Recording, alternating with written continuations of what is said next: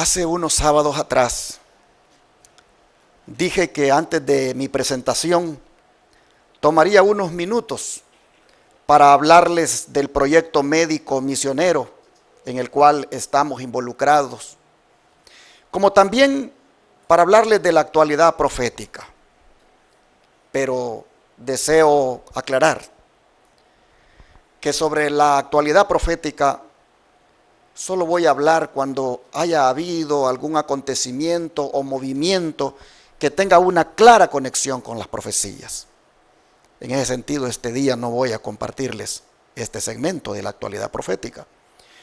Pero sí debo decir, en cuanto al proyecto médico misionero, que mientras el arquitecto nos entrega el plano para sacar el permiso de construcción, pues nosotros seguimos en la limpieza del terreno, que ya se ha estancado por varias semanas debido a las muchas lluvias que hemos tenido. Por tal motivo, seguimos animando a todos aquellos que deseen ayudar, a que se hagan presentes los domingos o entre semana para cortar árboles, jalar ramas y construir un storage. Mañana van a llegar algunos para pintar la casa que ustedes ven ahí en la pantalla. Esa casa que, como siempre he dicho, será la oficina del ministerio que vamos a desarrollar allí en Shepherd, Texas. Se pintará por fuera porque por dentro ya, gracias a Dios, está pintada. De manera que todos aquellos que deseen donar tiempo en domingos o en días de semana para ir a ayudar a que este lugar esté siempre bonito, pues todos aquellos que quieran hacerlo son bienvenidos. Recuerden que este lugar es donde se va a agitar fuertemente el brazo derecho del mensaje del tercer ángel, como es la Reforma Pro Salud. También en este lugar es donde vamos a atender a los enfermos completamente gratis. Así que todos son bienvenidos a aportar, a ayudar con sus manos para que esto realmente sea una realidad. Espero el próximo sábado presentar unas fotos de lo que el arquitecto ya está haciendo. Ustedes saben, los arquitectos, ellos hacen las cosas hermosísimas. Y no las quise presentar ahora porque quiero ver si él va a ajustar algo allí o lo va a dejar así. Pero cuando uno mira eso, dice, wow, qué hermoso. Esperamos en Dios de que así quede, hermoso para la honra y la gloria del Señor. El otro sábado espero presentar esas fotos.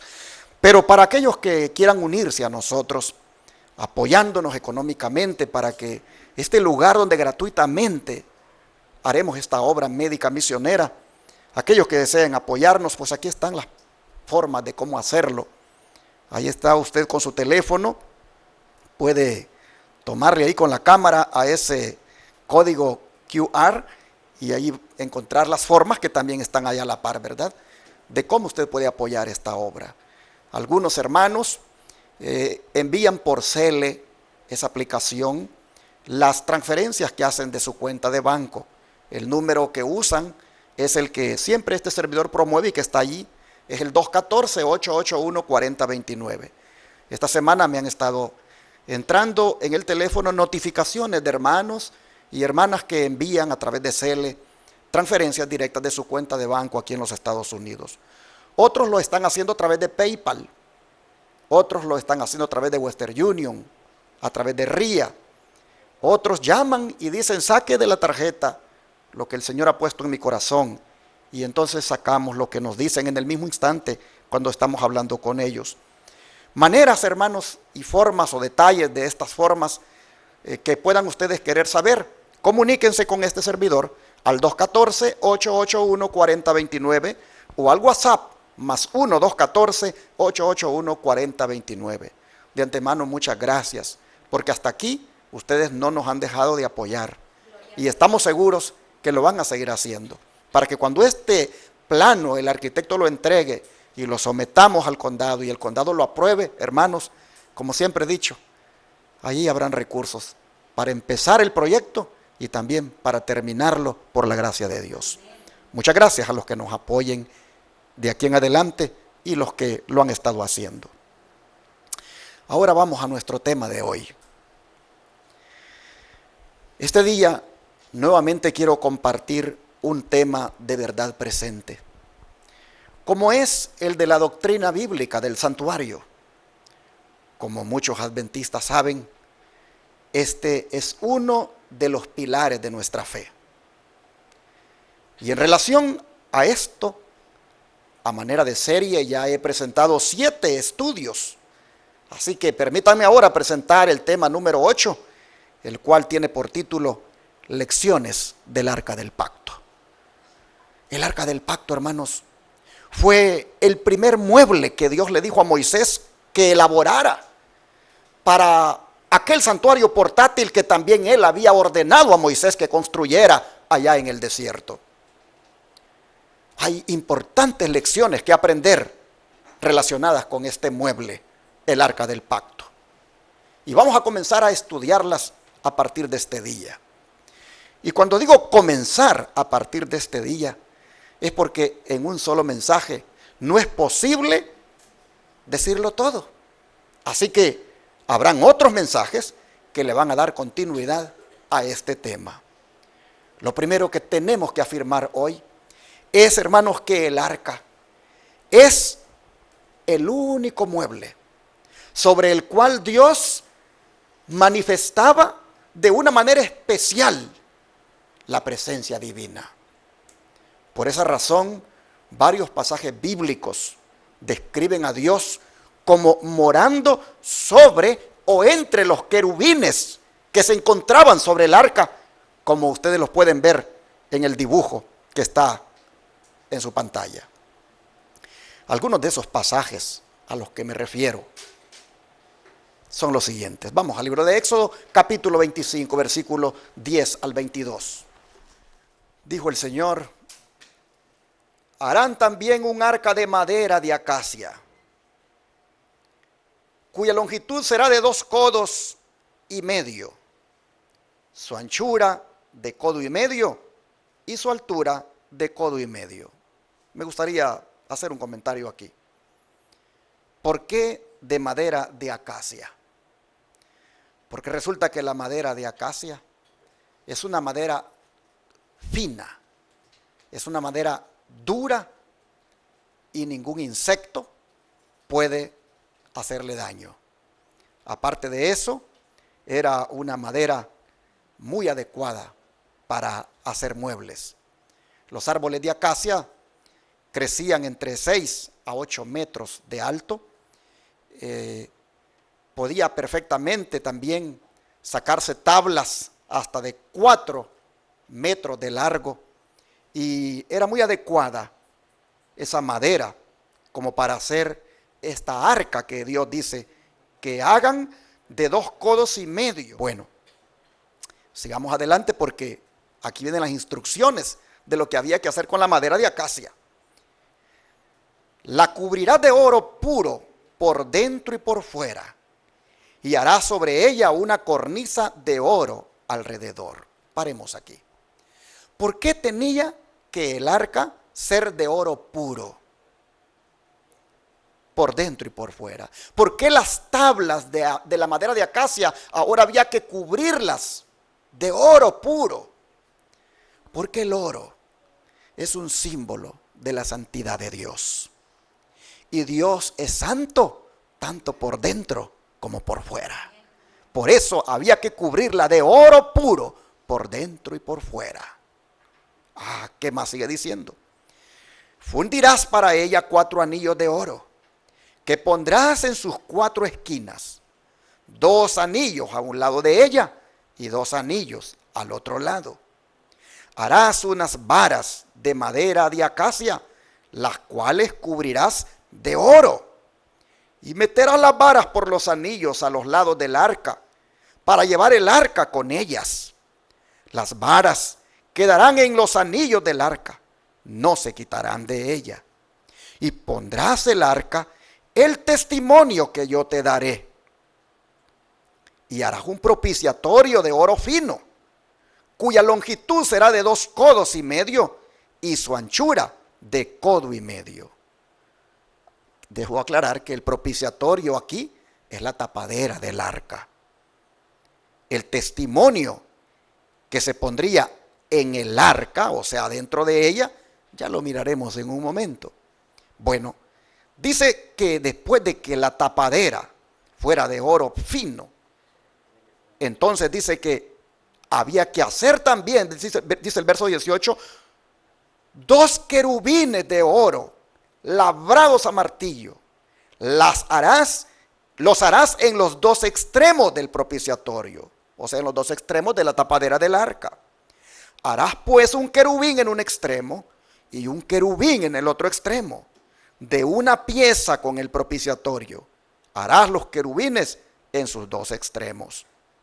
Y los querubines extenderán por encima las alas, cubriendo con sus alas el propiciatorio, sus rostros el uno enfrente del otro, mirando al propiciatorio los rostros de los querubines. Y pondrás el propiciatorio encima del arca, y en el arca pondrás el testimonio que yo te daré. Y de allí me declararé a ti y hablaré contigo de sobre el propiciatorio, de entre los 2 querubines que están sobre el arca del testimonio, todo lo que yo te mandare para los hijos de Israel. Interesante que los querubines tenían que mirar hacia abajo, hacia el propiciatorio, como indicando que ellos tienen un gran respeto por lo que hay dentro del arca. Ellos tienen una gran reverencia por ese testimonio que está adentro.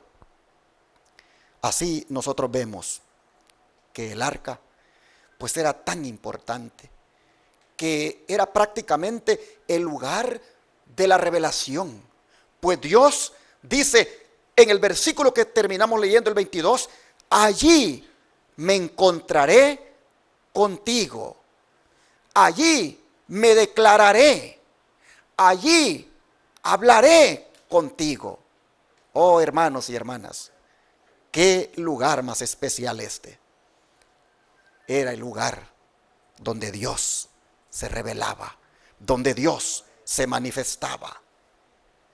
Y como eso era de conocimiento en todo Israel, muchos, sabiendo de que allí se revelaba el Señor, hermanos y hermanas, cuando oraban, sus mentes, su mirada, la ponían sobre aquella arca, porque sabían que allí se revelaba Dios. Y hombres como el rey Ezequías, dice la Escritura, que tuvo esa confianza de dirigirse allí en oración. Vamos a leer 2 Reyes 19, verso 15. 2 Reyes 19, verso 15. Dice lo siguiente: y oró Ezequías delante de Jehová diciendo: Jehová, Dios de Israel, que moras entre los querubines. A ver, hermanos, ¿dónde dice que estaban los querubines hace un rato que leímos? ¿Dónde estaban los querubines? Allí, en la tapadera del arca.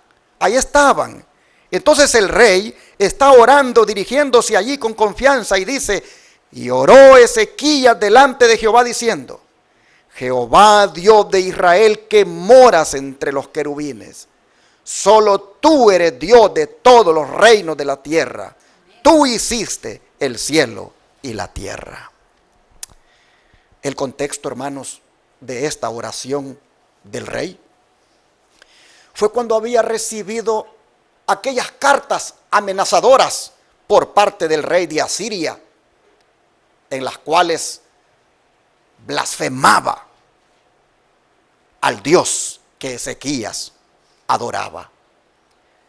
De manera que ante unas cartas tan amenazadoras como aquellas donde prácticamente le decía que destruiría a Israel, Ezequías lo que hace es aproximarse hasta donde Dios, que moraba entre los querubines, es decir, sobre el arca del pacto. Y allí Ezequías, si ustedes leen la historia, yo no, por falta de tiempo no lo vamos a leer todo, pero si ustedes leen la historia van a ver que Ezequías extendió las cartas delante del Señor, pidiéndole ayuda. Y la pregunta es, ¿le contestó el Señor? ¿Le dio respuesta el Señor a Ezequías? Claro que sí, miren los versículos 20 al 22. Entonces Isaías, hijo de Amós, envió a decir a Ezequías: así ha dicho Jehová, Dios de Israel, lo que me pediste acerca de Sennacherib, rey de Asiria, he oído. Esta es la palabra que Jehová ha pronunciado acerca de él. La Virgen de Sión te menosprecia, te escarnece, detrás de ti mueve su cabeza la hija de Jerusalén. ¿A quién has vituperado y blasfemado? ¿Y contra quién has alzado la voz y levantado en alto tus ojos? Contra el Santo de Israel. Así, hermanos y hermanas, nosotros miramos que el que moraba entre los querubines sobre aquella arca ayudó al afligido rey y a su pueblo.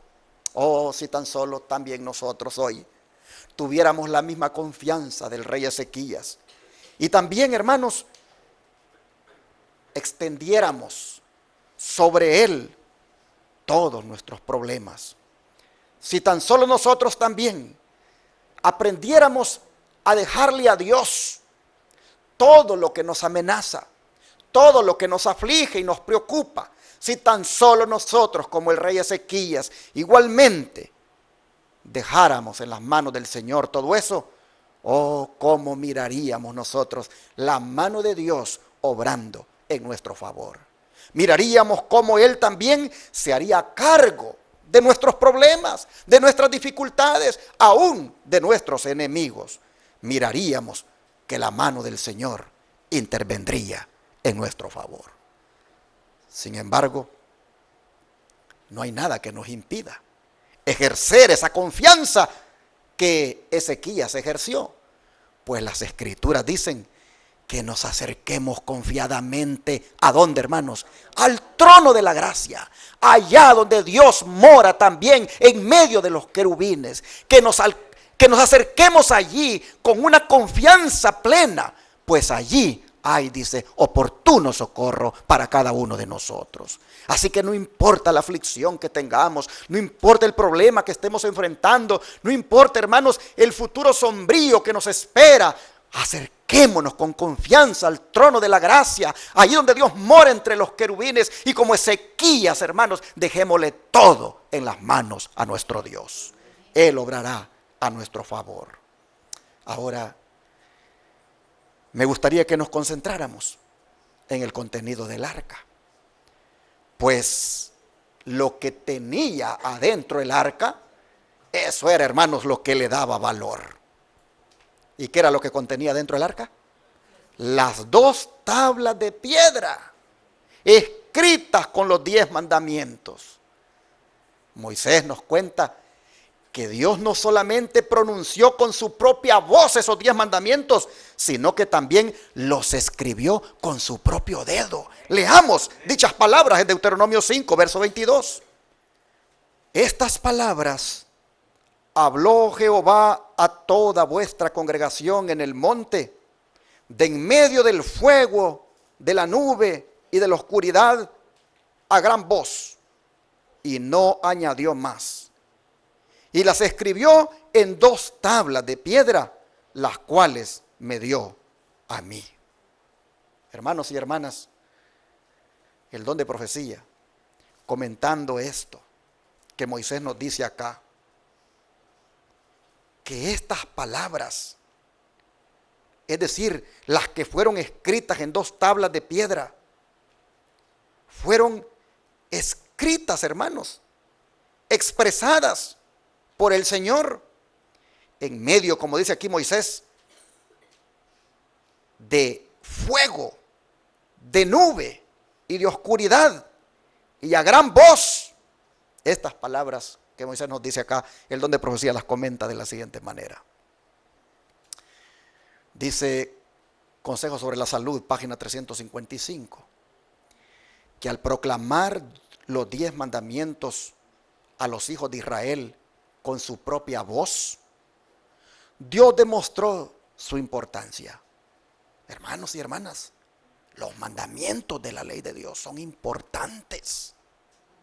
El hecho, dice, de que Dios los haya declarado con su propia voz, dicen que son importantes.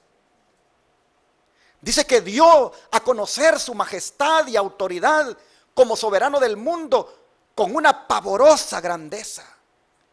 Y que hizo esto para impresionar a la gente con el carácter sagrado de su ley y la importancia de obedecerla. El poder y la gloria con que la ley fue promulgada revela su importancia. Es la fe que una vez fue dada a los santos por medio de Cristo nuestro Redentor, que hablaba desde el Sinaí. A ver, hermanos, según esta declaración, ¿cuál es la fe que una vez fue dada a los santos? Ni más ni menos que la promulgación de la santa ley de Dios y su importancia de obedecerla. Esto, dice la sierva del Señor, es la fe que una vez fue dada a los santos. Pero noten, dice que esa fe o enseñanza o doctrina fue dada a los santos. ¿Quiénes son los santos? Un santo en la Escritura, ¿quién es, hermanos? Es una persona apartada, consagrada para Dios. El día que nosotros decidimos bautizarnos y hacernos cristianos y seguir al Señor, ese día, hermanos, nosotros nos apartamos para consagrarnos a Dios. De manera que eso nos hace estar en la categoría de los santos. Porque el término santo es apartado, separado, consagrado al Señor. Dice que a los santos, dice la sierva del Señor, la ley, la promulgación de la ley, a los santos les ha sido dada por medio de Cristo. Y hermanos y hermanas, siendo así, ¿cuál debería ser la actitud de esa fe que fue dada a los santos, como es la promulgación de la santa ley de Dios, la doctrina de la santa ley de Dios, la enseñanza de la santa ley de Dios? ¿Cuál debería ser la actitud de los santos hacia ella? Creo que el que mejor nos puede decir cuál debe ser la actitud es Judas. Vamos al libro de Judas, allá cerquita del Apocalipsis, capítulo 1, que es un solo capítulo, el verso 3. Dice: amados, por la gran solicitud que tenía de escribiros acerca de nuestra común salvación, me ha sido necesario escribiros exhortándoos que contendáis ardientemente por la fe que ha sido una vez dada a los santos. A ver si podemos entender lo que Judas está diciendo. Lo que Judas dice es que él tenía un gran deseo de escribir un tratado acerca de la salvación, pero como de una manera de repente decidió mejor escribirle a los cristianos a que contiendan ardientemente por la fe que una vez fue dada a los santos. ¿Qué quiere decir Judas con esto? Lo que Judas dice: defiendan esa fe. Defiendan esa fe que una vez fue dada a los santos. Y que Elena White dice: es la santa ley de Dios que fue dada allá en el monte Sinaí. Judas dice: defiendan esa fe. El término contender es defender. ¿Por qué tenemos que nosotros, que nos consideramos por la gracia de Dios, desde el día en que nos entregamos al Señor, nos consideramos como santos? ¿Por qué tenemos que defender esa fe? ¿Por qué tenemos que defender esa doctrina? Por lo que dice el verso 4, miren ustedes. Porque algunos hombres, dice Judas, han entrado encubiertamente. Los que desde antes habían sido destinados para esta condenación. Hombres impíos que convierten en libertinaje la gracia de nuestro Dios y niegan a Dios, el único soberano, y a nuestro Señor Jesucristo. ¿Por qué los santos debemos defender la enseñanza de la santa ley de Dios? ¿Por qué los santos debemos defender la fe que una vez fue dada a los santos, que es la santa ley de Dios? ¿Por qué? Porque en este tiempo, dice Judas, han surgido hombres, se han infiltrado en las iglesias bajo el título de pastores y están enseñando a la gente un libertinaje al decirles: no necesitan guardar los mandamientos, no están obligados a guardar la ley de Dios, porque no estamos bajo la ley, sino bajo la gracia. Cuando estos predicadores, llámese pastores, promueven solo la gracia en detrimento de la santa ley de Dios, lo que están promoviendo es, hermanos, como siempre se ha dicho, una gracia que raya en el libertinaje. ¿Por qué? Porque la gente, bajo esa sola enseñanza de que estamos bajo la gracia, oh hermanos, la gente en su mayoría no le importa la obediencia a los santos mandamientos. Y aquí nosotros encontramos en estas palabras de Judas la razón de la defensa de la doctrina de la obediencia a la santa ley de Dios.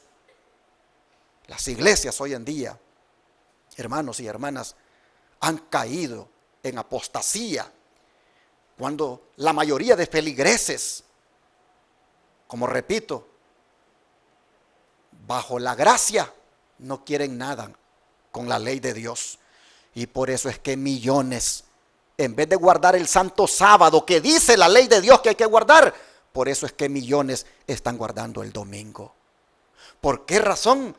Porque los que se infiltraron en la iglesia, dice Judas, están promoviendo un libertinaje, están haciendo de la gracia un libertinaje, y con eso niegan al Señor Jesucristo, con la manera de cómo viven, con su desobediencia, llevan el nombre de Cristo, pero lo niegan, dice Judas. Hermanos y hermanas, qué importante es que nosotros en este tiempo nos pongamos del lado de la verdad y defendamos la verdad. Cuán importante es que nosotros nos pongamos del lado de la santa ley de Dios y la defendamos ante los ataques que recibe por parte de muchos que dicen ser ministros. Hermanos y hermanas, si el mundo conociera la santa ley de Dios, el mundo entero guardaría el santo sábado. Si el mundo conociera lo que dice la santa ley de Dios, el mundo entero no andaría en la idolatría, adorando imágenes que son prohibido, hermano, eso, allí por los santos mandamientos de la ley de Dios. Todos los que hoy en día promueven, hermanos, una salvación por gracia, pero sin obediencia a los santos mandamientos de la ley de Dios, simplemente están tergiversando la gracia y están promoviendo el libertinaje para seguir pecando. Pero fue tan impresionante y majestuosa la promulgación de la ley aquel día, que la palabra de Dios la describe de la siguiente manera. Vamos al libro de Éxodo capítulo 19, versículo 16 en adelante.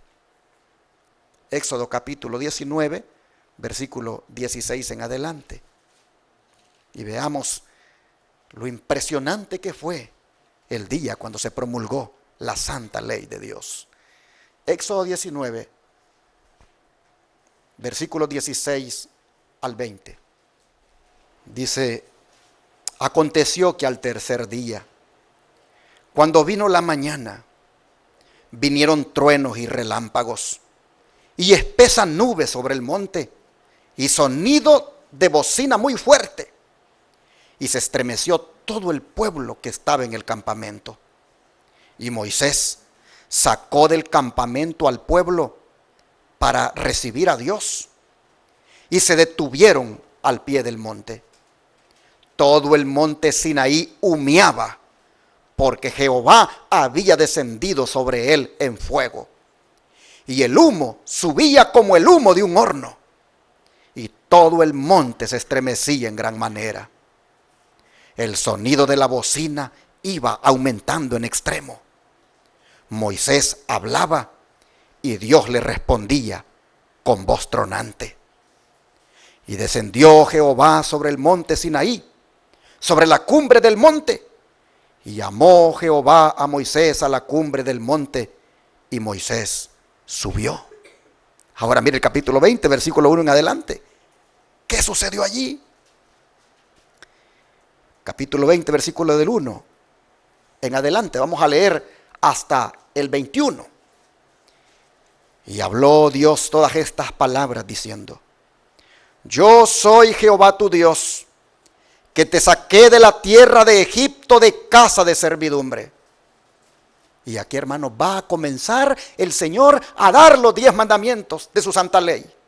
Y le da el primero de ellos diciendo: no tendrás dioses ajenos delante de mí. Oh, hermanos y hermanas, qué mandamiento. Quisiera ir explicando uno por uno, pero el tiempo no me alcanzaría. Pero ¿qué será tener un Dios ajeno, hermanos, delante de Dios? ¿Acaso no es todo aquello que uno prefiere más que a Dios? ¿Acaso no es todo aquello que uno prefiere dedicarle sus fuerzas, su cariño, su aprecio, su amor, más que a Dios? Usted dirá, pero ¿será que habrá algo? Por supuesto. Hermanos y hermanas, ¿cuántos hoy en día han hecho del dinero su Dios? Viven solo para hacer dinero. No tienen tiempo para Dios. ¿Cuántos hay que han hecho del trabajo su Dios? Viven solo para trabajar. Yo, si es posible, dicen algunos, puedo trabajar los 7 días si hay trabajo. No les interesa darle tiempo a Dios. ¿Cuántos hay, hermanos, que han hecho del orgullo su Dios? Se aman tanto a sí mismos que solo piensan en sí mismos. ¿O cuántos hay que han hecho, hermanos y hermanas, de alguna cosa material su Dios? Como por ejemplo, deportes, música, vestimenta. Viven para eso. Le dedican el tiempo solamente a eso. Y como que Dios no existe en sus vidas. El Señor dice en su primer mandamiento: no tengan dioses ajenos delante de mí. En otras palabras, yo me doy cuenta. Yo sé qué tanto significo para ustedes. Yo sé qué tanto yo soy para ustedes el centro de su vida, o simplemente no existo para ustedes. Porque ustedes tienen algo más que aman, algo más que prefieren, algo que me desplaza a mí, dice Dios. Y eso, por lo tanto, para ustedes viene a ser un Dios. Pues no, dice el Señor en el primer mandamiento, no hagan eso, no tengan dioses ajenos delante de mí. Y luego Dios les va a decir el segundo mandamiento, versículos 4, 5 y 6. No te harás imagen, ni ninguna semejanza de lo que esté arriba en el cielo, ni abajo en la tierra, ni en las aguas debajo de la tierra. No te inclinarás a ellas, ni las honrarás. Porque yo soy Jehová tu Dios, fuerte, celoso, que visito la maldad de los padres sobre los hijos hasta la 3ª y 4ª generación de los que me aborrecen. Y hago misericordia a millares, a los que me aman y guardan mis mandamientos. Noten cómo el segundo mandamiento, el Señor lo da para que no caigamos en la idolatría. Para que nosotros no estemos adorando ídolos. ni de madera, ni de papel. Oh, hermanos y hermanas, el Señor dice, yo soy celoso. Pero el celo de Dios no es movido por la envidia, como es el celo del hombre, sino que es movido por la santidad. Dios no comparte su santidad con ningún ídolo. Por lo tanto, dice el Señor, los que me adoran, los que me siguen, los que creen en mí, me deben de adorar solamente a mí. Así nosotros vemos cómo el segundo mandamiento prohíbe la idolatría, prohíbe la adoración de imágenes. Pero vamos al tercer mandamiento. No tomarás el nombre de Jehová tu Dios en vano, porque no dará por inocente Jehová al que tomare su nombre en vano. Y a este momento alguien podría decir, oh, gracias a Dios que yo no tomo su nombre en vano, porque yo no ando diciendo que juro por él. Ah, mis hermanos, es que el significado de tomar el nombre de Dios en vano no solamente consiste en no jurar en su nombre, sino que también consiste en llevar su nombre, pero vivir de una manera que no es acorde a sus enseñanzas. Hermanos, tomar el nombre de Dios en vano es llevar el nombre de cristiano, pero vivir como mundano. Tomar el nombre de Dios en vano, hermanos, es solamente profesar que le sigo, pero de palabras.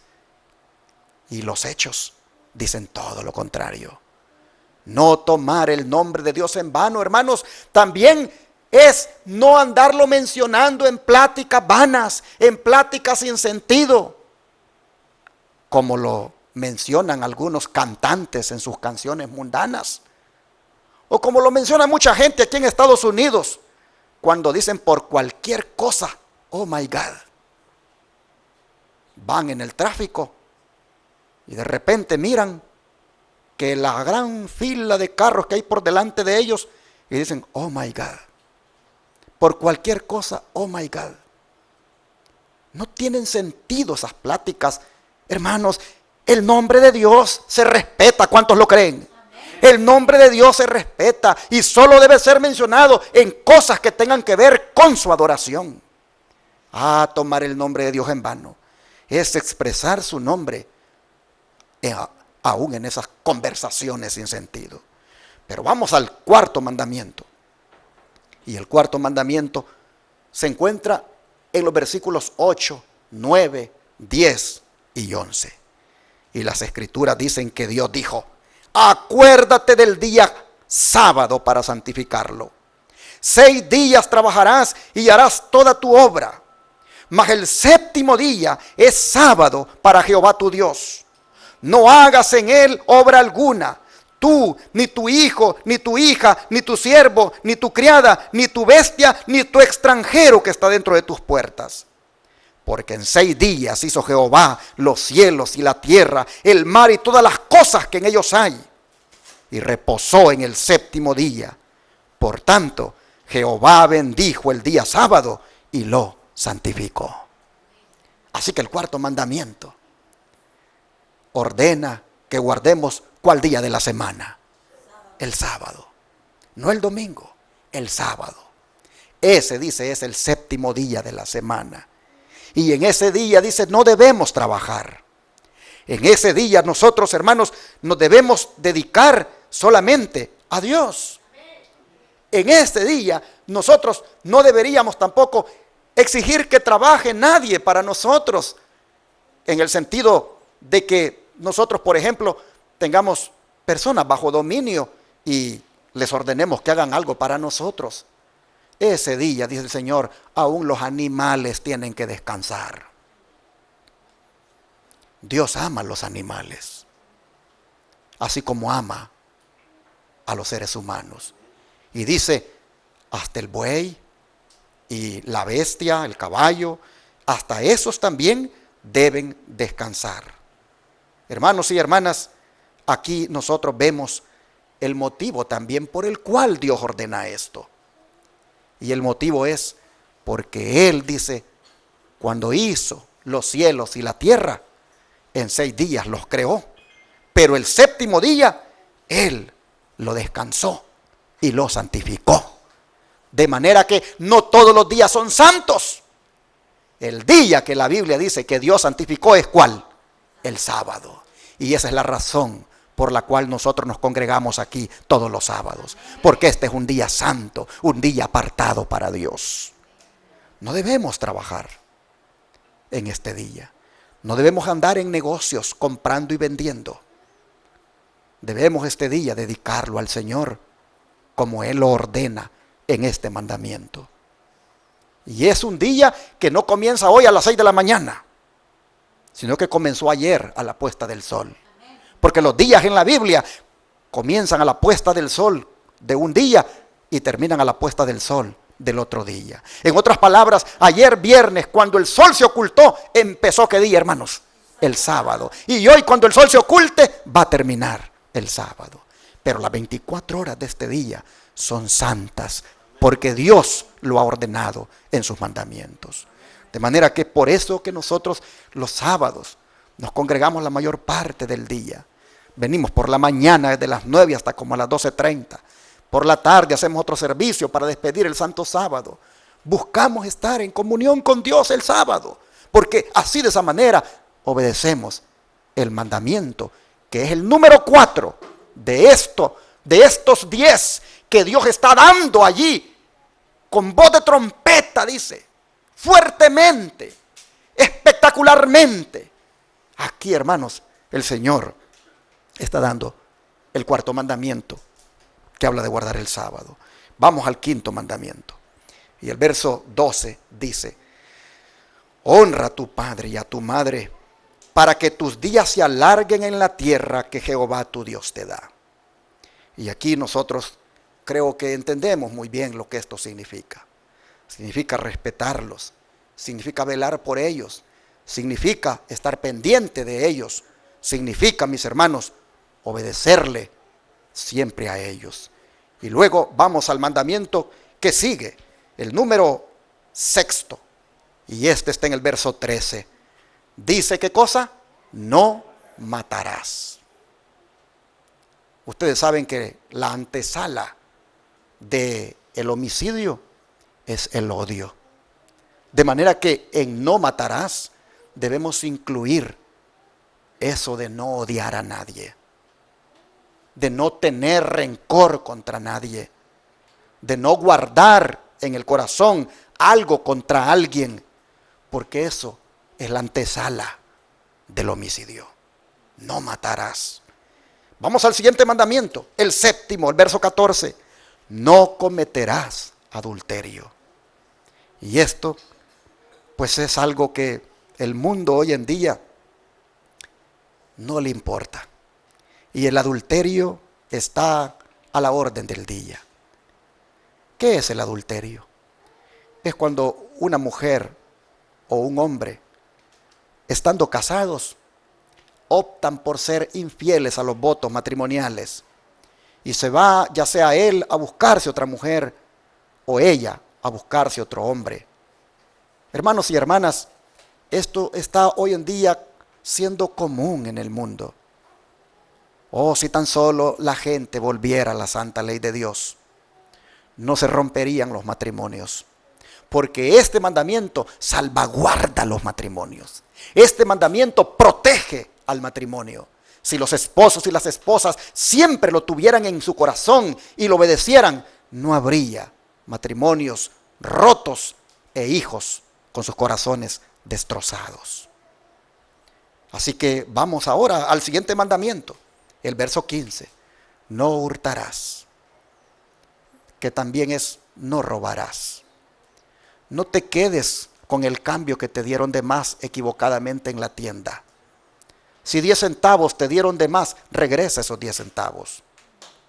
No busques quedarte con algo que sabes que no te lo deberían de dar, pero a lo mejor por equivocación te lo dieron. Devuélvelo. Devuélvelo, porque a lo mejor se equivocaron. Oh, pero ¿quiénes hay que en el cheque les apareció $100 de más? Y dicen, ay, qué bendición. Y tal vez saben que les han dado $100 de más. ¿Qué tal si Si el que hace los cheques se equivocó y puso $100 de más, ¿por qué mejor no le preguntas al que te dio el cheque y le dices, oye, yo veo $100 de más aquí? Eso es ser honesto. Pero cuando solo lo miramos y nos quedamos con ese cheque, con esos $100 de más, estamos robándonos $100. Oh, hermanos y hermanas, no robarás. Abarca tantas cosas. Y Dios lo dijo allí, en el monte Sinaí. Pero luego viene para cerrar, el noveno mandamiento, versículo 16, viene Dios y dice, no hablarás contra tu prójimo falso testimonio. En otras palabras, no andes chismeando de la gente. No andes levantando falsos. Hay quienes dicen, no, pero yo no digo falso, yo lo que digo es la verdad. Siempre es un chisme. Porque andas divulgando, desprestigiando, desacreditando la imagen de otro. Si algo tienes que decir de alguien, ve y díselo a él, pero no se lo digas a otro. Porque eso es divulgar un rumor y cae en la categoría del chisme. Oh, hermanos y hermanas, no levantemos falso testimonio, no hablemos de la gente lo que no es. Así dice el noveno mandamiento. Y para cerrar, el 10º dice, versículo 17, no codiciarás la casa de tu prójimo, no codiciarás la mujer de tu prójimo, ni su siervo, ni su criada, ni su buey, ni su asno, ni cosa alguna de tu prójimo. Y aquí, hermanos y hermanas, está el motivo de el egoísmo, el motivo de muchas desgracias que ocurren en la tierra, en la humanidad. La codicia, el deseo exacerbado de querer tener más y tener lo que uno no tiene. Allí está asociada con la avaricia, con el egoísmo. Y así, hermanos, aunque dije que no iba a tener tiempo, pero creo que valió la pena, mejor que lo hiciera, prácticamente explicado los mandamientos de la santa ley de Dios, estos que están siendo dados en el monte Sinaí. Pero miren ustedes el versículo 18 al 21, esta palabra, estos mandamientos están siendo dados de una manera tan espectacular que vean lo que dijo el pueblo. Versículo 18. Todo el pueblo observaba el estruendo y los relámpagos y el sonido de la bocina y el monte que humeaba. Y viéndolo el pueblo temblaron y se pusieron de lejos. Y dijeron a Moisés, habla tú con nosotros y nosotros oiremos, pero no hable Dios con nosotros para que no muramos. Y Moisés respondió al pueblo, no temáis, porque para probaros vino Dios, y para que su temor esté delante de vosotros, para que no pequéis. Entonces el pueblo estuvo a lo lejos, y Moisés se acercó a la oscuridad en la cual estaba Dios. Miren ustedes la diferencia entre el pueblo y Moisés. Mientras el pueblo se alejaba de Dios, Moisés se acercaba a Dios. Porque Moisés tenía, hermanos, la plena certeza de que Dios le había aceptado como su hijo y que él estaba haciendo lo recto y por lo tanto tenía la confianza de acercarse. Interesante que aquí prácticamente cuando el pueblo dice, mejor habla tú con nosotros y que no hable Dios porque nos vamos a morir. Interesante que aquí el pueblo mostró cuánto necesitaba de un intercesor, cuánto necesitaba de un intermediario entre Dios y ellos. Moisés les dice, no tengan miedo. Lo que ustedes han mirado hoy es para que de aquí en adelante ustedes teman a Dios. Es para que ustedes no pequen. Es para que ustedes respeten estos mandamientos. El Señor los ha dado de esta manera tan imponente, tan impresionante, para que a ustedes les quede claro en la mente cuánto Dios anhela de que ustedes hagan lo recto delante de sus ojos. No tengan miedo. Pero así en ese día Moisés vino a convertirse en un símbolo de Cristo, quien ahora es nuestro intercesor entre Dios y nosotros. Así también como Moisés, el pueblo le dijo: ponte tú en medio de Dios y nosotros. Así también Cristo se ha puesto entre Dios y nosotros. Y Él es nuestro único y suficiente intercesor. Amén, hermanos. Oh, así nosotros vemos que termina, mis hermanos, la exposición de aquel tremendo sermón que fue predicado ese día en el monte Sinaí. Nunca se predicó un sermón, ni antes ni después, como este que fue predicado a Israel en el desierto. ¿Por qué? ¿Por qué nunca ha habido otro como este, ni lo habrá? Porque el predicador fue Dios mismo. El púlpito que usó Dios, hermanos, fue el monte Sinaí. Nosotros hemos leído que ese monte estaba cubierto de espesa nube, donde un humo subía como el humo de un horno, y todo el monte se estremecía en gran manera. El púlpito de Dios aquel día fue movido fuertemente por su poder. Y la congregación aquel día fue convocada al sonido de bocina, al sonido de trompeta. Y es un sonido, dice la Escritura, que aumentaba más y más fuerte. Moisés vino a ser aquel día el diácono de Dios, pues él se encargó de decirle al pueblo que guardara silencio y que se mantuvieran en un límite determinado. Moisés, como todo un diácono, él, hermanos, puso orden en la congregación.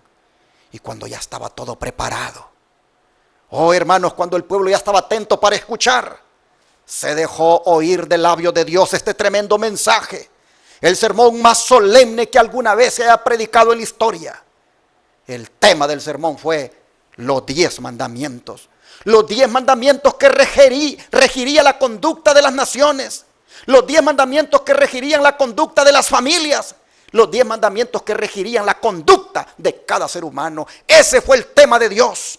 10 mandamientos, hermanos y hermanas, que también reflejan el carácter de Dios, que es amor. Oh, por eso se resumen esos 10 mandamientos en amar a Dios y amar a ¿quién? Al prójimo. Mis hermanos y hermanas, ¿por qué el Señor habla de primero amar a Dios y luego amar al prójimo? Porque nadie que no ame a Dios puede amar a su prójimo. Y por eso Él, antes de dar los 6 mandamientos que tienen que ver en nuestra relación con el prójimo, primero dio los 4 mandamientos que tienen que ver en nuestra relación con Dios. Nosotros vemos, mis hermanos, en ese detalle, que el que guarda los primeros 4 mandamientos que tienen que ver con Dios, podrá perfectamente guardar los otros 6 que tienen que ver con su prójimo. Nadie que no ame a Dios y lo demuestre guardando los primeros 4 mandamientos podrá, hermanos, amar a su prójimo y así, por lo tanto, demostrárselo guardando los otros 6. Es necesario que el que dice que ama al prójimo lo demuestre amando a Dios primero, guardando los primeros 4 de la primera tabla de la santa ley de Dios. El don de profecía, comentando aquel día memorable, miren cómo lo dice. Mientras la vasta multitud miraba las altas montañas que la dominaban, podía darse cuenta de su propia nulidad a la vista de Dios. Al lado de estas rocas inconmovibles, excepto por el poder de la voluntad divina, Dios se comunicó con los hombres. Y para que su palabra quedara siempre clara y visible en sus mentes, proclamó en medio de truenos y rayos con terrible majestad la ley que había dado en el Edén y que era el trasunto de su carácter. Esta palabra trasunto quiere decir copia. De manera, hermanos, que en la santa ley de Dios nosotros tenemos una copia del carácter de Dios. Queremos saber cómo es Dios, miremos su santa ley. Allí está reflejado su carácter. Esa ley es la copia de Él. Por eso es tan tan importante y por eso la dio a conocer de esta manera tan espectacular como hemos leído. Dice que las palabras, dice, fueron escritas sobre tablas de piedras por el dedo de Dios. Así, dice, la voluntad del Dios infinito fue revelada a un pueblo que estaba llamado a hacer conocer a toda nación, tribu y lengua los principios de su gobierno en el cielo y en la tierra. Hoy los testimonios, tomo 2 páginas 364. Israel, hermanos, fue escogida para que fuera modelo de todas las naciones. Israel fue escogido, hermanos, para que diera a conocer a todas las naciones, a todas las tribus, a todas las lenguas, cuáles son los principios con los cuales Dios gobierna en el cielo y en la tierra y que están allí reflejados en la santa ley de Dios. Israel fue escogido con ese propósito y a Israel le fueron dados esos mandamientos para que fueran modelo de todas las demás naciones.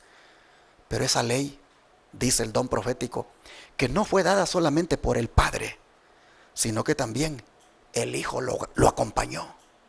Y que tampoco fue dada allá en el Sinaí por primera vez. Miren lo que dice la siguiente declaración. Signs of the Time, 15-10-1896. Cuando fue pronunciada la ley, el Señor, el Creador del cielo y de la tierra, estuvo al lado ¿de quién? De su Hijo, rodeado por el fuego y el humo del monte.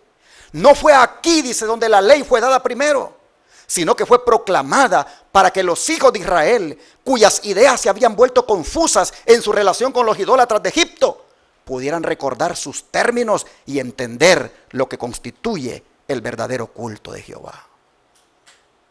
Pero no fue allí en el Sinaí, dice, donde fue dada primeramente esta ley. Y el Padre y el Hijo estuvieron juntos para darla. Entonces, si no fue allí donde fue dada por primera vez la ley, ¿dónde entonces fue dada? ¿En qué otro lugar? Dejemos que el don de profecía nos siga diciendo. Cuando fueron creados, dice Adán y Eva, tenían un conocimiento de la ley de Dios. Estaba impresa, ¿en dónde, hermanos? En sus corazones. Y entendían lo que exigía de ellos. Dice manuscrito 99 del año 1902. A ellos les fue dada. Solo que no en tablas de piedra, sino que escrita en sus corazones, como también ahora. El Señor quiere que nosotros las tengamos escritas en nuestros corazones. Dice, la ley de Dios existía antes de que el hombre fuera creado. Estaba adaptada a la condición de los seres santos. Aún los ángeles eran gobernados por ella. Ya existía en el cielo. Después de la caída, los principios de justicia quedaron inmutables. Es decir, no fueron cambiados los principios. Nada, dice, fue quitado de la ley. No podía ser mejorado ninguno de sus santos preceptos. Y así como ha existido desde el principio, así continuará existiendo a través de los incesantes siglos de la eternidad. Hace ya mucho que he entendido tus testimonios, dice el salmista, que para siempre los has establecido. Signs of the Time 15-4, 1886.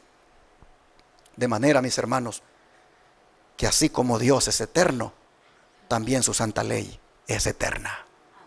Así como Dios, hermanos, ha existido, existe y existirá, de la misma manera, su santa ley siempre ha sido, es y será. Y hablando del carácter de Dios que reflejaba esa ley, mire lo que dice esta otra declaración inspirada. Carta 89, 1898, dice, los 10 santos preceptos enunciados por Cristo en el monte Sinaí fueron la revelación del carácter de Dios e hicieron conocer al mundo el hecho de que Él tenía potestad sobre toda la heredad humana. Esa ley de los 10 preceptos del amor más grande que pueda ser presentado al hombre es la voz del Dios del cielo que habla al alma la promesa. Haz esto y no quedarás bajo el control y dominio de Satanás. No hay nada negativo en aquella ley, aunque parezca así. es: haz y vivirás. En otras palabras, mis hermanos y hermanas, hay una bendición en obedecer los santos mandamientos. Hay una grande bendición en respetar esta ley, porque el que la respeta, el que la obedece, no está bajo el dominio de Satanás. Es tanta la bendición que dice que el que los haga, vivirá. En otras palabras, hermanos y hermanas, nosotros debemos asegurarnos diariamente de respetar esos mandamientos. ¿Para salvarnos? No, porque ya fuimos salvos por la gracia del Señor. Entonces, ¿por qué? Para demostrar que lo amamos y para que tengamos una vida ejemplar, pues son los mandamientos que mejor pueden regir nuestra conducta. Y después de haber sido promulgados aquellos mandamientos, Moisés recibió la instrucción de que los colocara dentro del arca. Vamos a leer nuevamente Éxodo 25. Éxodo 25, versículo 21 y 22. Y pondrás el propiciatorio encima del arca, y en el arca pondrás el testimonio que yo te daré. Y de ahí me declararé a ti, y hablaré contigo de sobre el propiciatorio, de entre los dos querubines que están sobre el arca del testimonio, todo lo que yo te mandare para los hijos de Israel.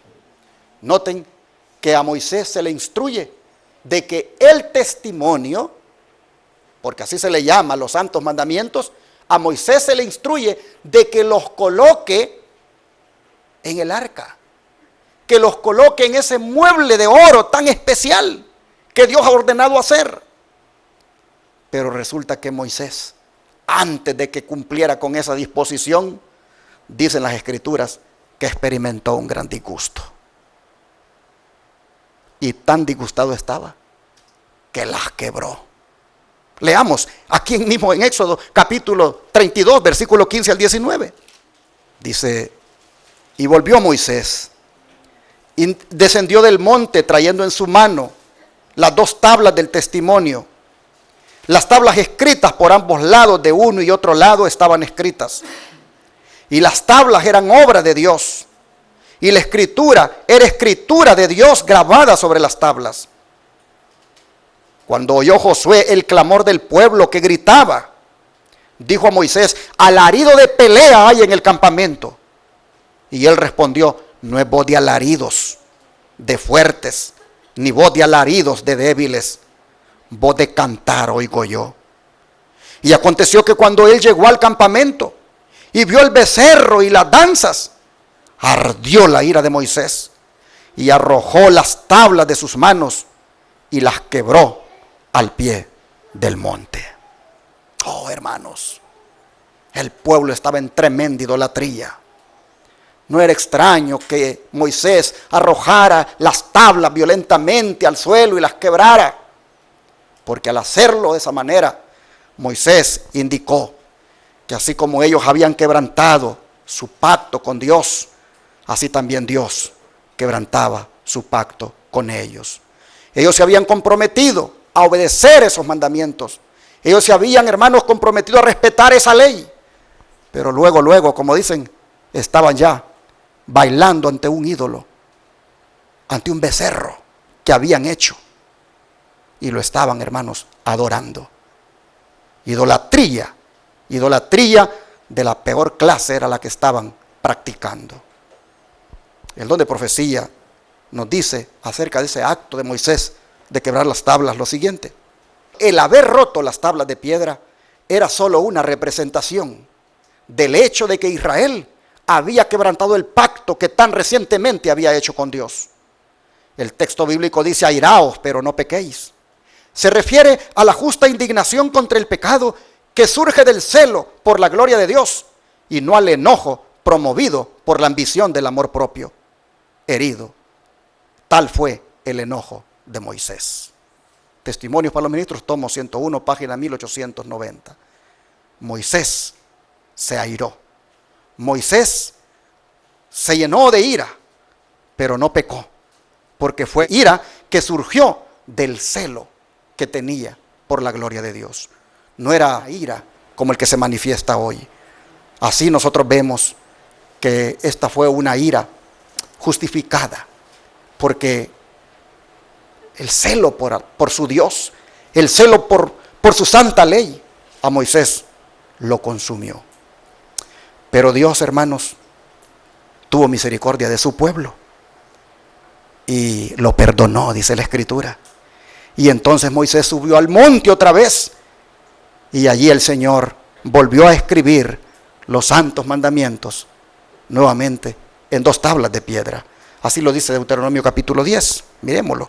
Deuteronomio 10, versículo 3 al 5. Dice: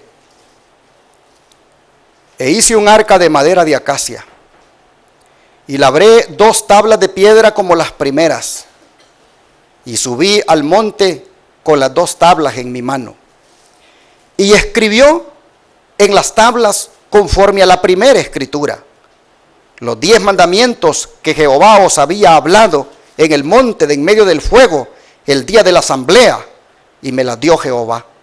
Y volví y descendí del monte y puse las tablas en el arca que había hecho, y allí están como Jehová me mandó. Así nosotros miramos a Moisés, hermanos, nuevamente subiendo al monte, y Dios nuevamente escribiendo con su dedo otra vez los mandamientos en esas otras 2 tablas. Pero llama la atención, y voy a tener que dejar digamos este tema en capítulo, como decimos. Llama la atención lo que Moisés dice en el verso 5. Dice: y volví y descendí del monte y puse las tablas en el arca que había hecho. ¿Y qué dice? Y allí están como Jehová me mandó. Allí están. ¿Dónde están? Allí están, en el arca. Pero ¿dónde está el arca? Muchos han andado detrás del arca, porque dice Moisés: ahí están las tablas de la ley dentro del arca. Hasta no sé cuántos de ustedes miraron aquella película que salió hace años, Los cazadores del arca perdida, basada en una supuesta, digamos, trama de que Hitler la buscaba porque sabía que tenía poderes que les podía dar protección, pero los Estados Unidos delega a alguien para que la busque. O hasta la política se ha involucrado en querer encontrar esa arca. ¿Dónde está? Moisés dice: yo puse las tablas de la ley dentro de ella, y allí están como Jehová me mandó. Pero ¿dónde está esa arca? Han aparecido en estos tiempos últimos personajes diciendo que ya la encontraron. Pero miren lo que es el don de profecía. El arca dice que estaba en el tabernáculo terrenal. Contenía las 2 tablas de piedra en que estaban inscritos los preceptos de la ley de Dios. El arca era un mero receptáculo de las tablas de la ley. Y era esta ley divina la que le daba su valor y su carácter sagrado a aquella. A ver, ¿qué era lo que le daba valor al arca? Lo que había dentro. ¿Qué es lo que había dentro?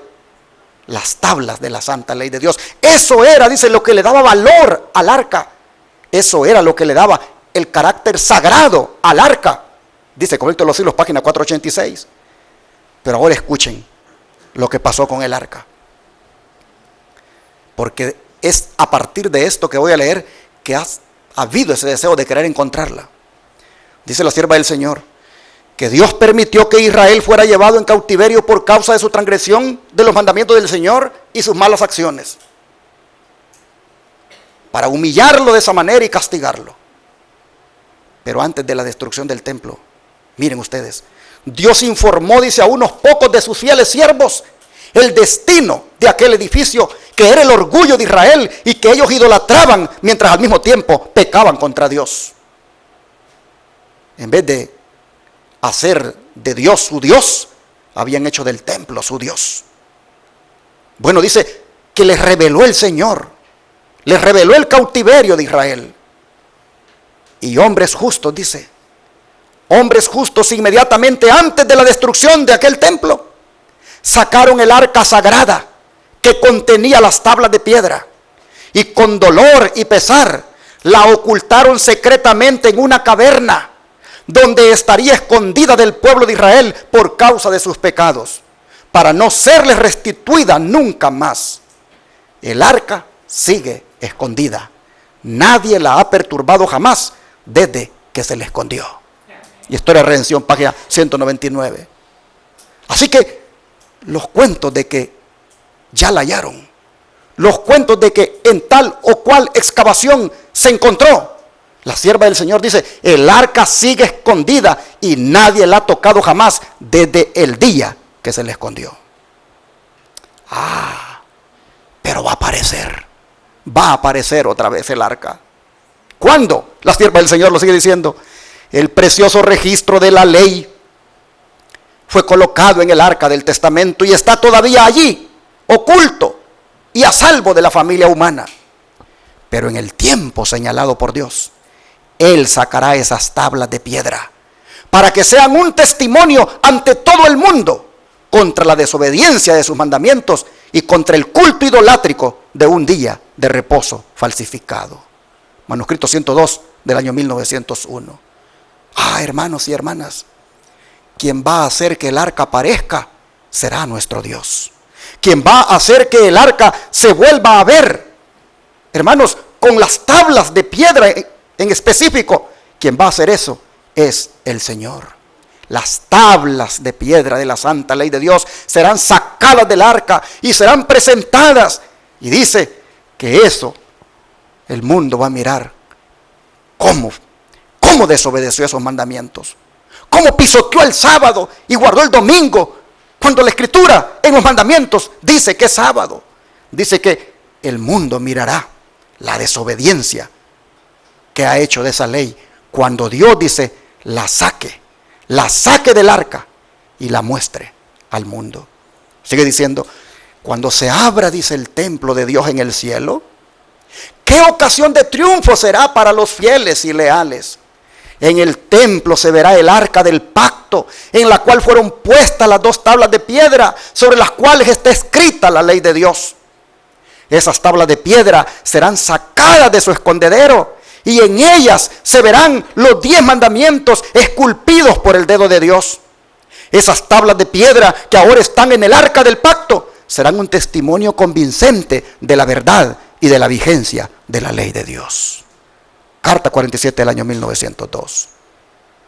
El mundo vendrá a ver al final de los días, cuando Dios aparezca, que cometió un gravísimo error al no haber obedecido los santos mandamientos. Del arca del pacto, el Señor las ha de sacar para mostrarlas. Sigue diciendo el don de profecía, la santa ley de los 10 mandamientos, escritas sobre tablas de piedra por el dedo de Dios y colocadas en el arca, es la norma de justicia. Aparecerá ante el obediente y el desobediente en el gran día final, y todos los malvados serán condenados por ella. Verán sus acciones procedentes de un carácter depravado. Verán que los actos que realizaron sirvieron para continuar la rebelión que comenzó en las cortes celestiales.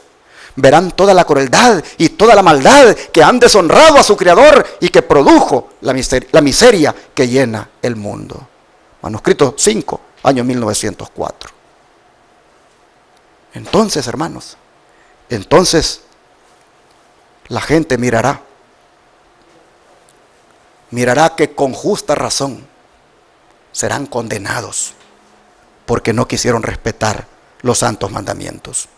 Pero todavía hay más citas, y ya con estas voy a ir terminando, como esta que dice, hay un santuario, y en el santuario está el arca, y en el arca están las tablas de piedra, sobre las cuales está escrita la ley pronunciada desde el Sinaí, en medio de las escenas de terrible grandeza. Estas tablas de piedra están ¿a dónde, hermanos? En el cielo, y serán manifestadas en aquel día, cuando el juez se siente y los libros sean abiertos y los hombres sean juzgados conforme a las cosas escritas en los libros. Serán juzgados por la ley escrita por el dedo de Dios y dada a Moisés para ser colocada en el arca. Se lleva un registro de los hechos de todos los hombres y de acuerdo a sus obras, todo hombre recibirá la sentencia, si fueron buenos, si fueron buenas o si fueron malas. Manuscrito 20 del año 1906. Hermanos y hermanas, pueden decirnos que en tal o cual lugar ya la encontraron, pero por inspiración sabemos que ella se encuentra en el reino de los cielos y que el Señor se encargará de que aparezcan. Sigue diciendo, hay abundantes evidencias de la inmutabilidad de la ley de Dios. Fue escrita con el dedo de Dios para no ser nunca borrada, para no ser nunca destruida. Las tablas de piedra están ocultas por Dios para ser presentadas en el gran día del juicio, tal como Él las escribió. Río Herald, 26 de marzo de 1908. Así nosotros vemos, hermanos, la importancia de este mueble de oro, como es el arca, y lo que había dentro, como es la santa ley de Dios. Quisiera terminar ahora leyendo para ustedes lo que dice el Señor Jesús en el Evangelio de Juan, capítulo 14, versículo 15. Y el Señor dice lo siguiente: si me amáis, ¿qué cosa? Guardad mis mandamientos. El amor y la obediencia, hermanos, van de la mano. El amor y la santa ley de Dios están juntas. Los mandamientos solo se pueden guardar si amamos a Jesucristo. De manera que al ver la importancia de este tema, al ver la importancia de la santa ley de Dios y la obediencia que debemos darle, oh hermanos y hermanas, escuchemos a Jesús que nos dice: si me aman, guarden los mandamientos que están en esas tablas. Si me aman, demuéstrenmelo obedeciendo esos mandamientos. Como dije, este tema continuará, pero quisiera cerrar preguntándole a todos ustedes: ¿cuántos aman a Jesús? Entonces, mis hermanos, por amor a Él, por lo que hizo por nosotros, por su grande sacrificio, por su gran salvación que ha provisto, por amor a Él, guardemos sus santos mandamientos hoy y siempre. ¿Queremos tener una mejor familia? ¿Queremos tener una mejor conducta en la vida? ¿Queremos ser, hermanos, ejemplares, modelos para otros? Respetemos la santa ley de Dios. Hagámoslo por amor a nuestro Señor. Vamos a pedirle a Él que nos dé su poder para obedecer sus santos mandamientos. Arrodillémonos. Padre nuestro que estás en los cielos, este día en la doctrina bíblica del santuario hemos levantado el estandarte de tu santa ley. Una ley que el mundo pisotea, una ley que inclusive desde los púlpitos se menosprecia, destacando tu gracia, oh Señor. No se enfatiza que debemos obedecerla. Oh Padre, este día nosotros te pedimos que, siendo como el Israel moderno, siendo como el pueblo de Dios de antaño, oh Padre, nosotros defendamos esta verdad siempre. Nosotros levantemos siempre, Señor, este estandarte de la manera que debe ser. Es decir, diciéndole al mundo que sí están vigentes todavía, que sí se deben respetar, que se deben poner por obra. Oh Padre, te pedimos que nos ayudes a ser ejemplo para el mundo, para los vecinos, para toda la gente, de lo que nosotros hemos alcanzado al obedecerla. Y si no estamos, Señor, siendo ese ejemplo, si no estamos disfrutando la bendición de la obediencia plena a ella, hoy te pedimos, Padre, que nos des tu poder para obedecerla como tú lo mandas.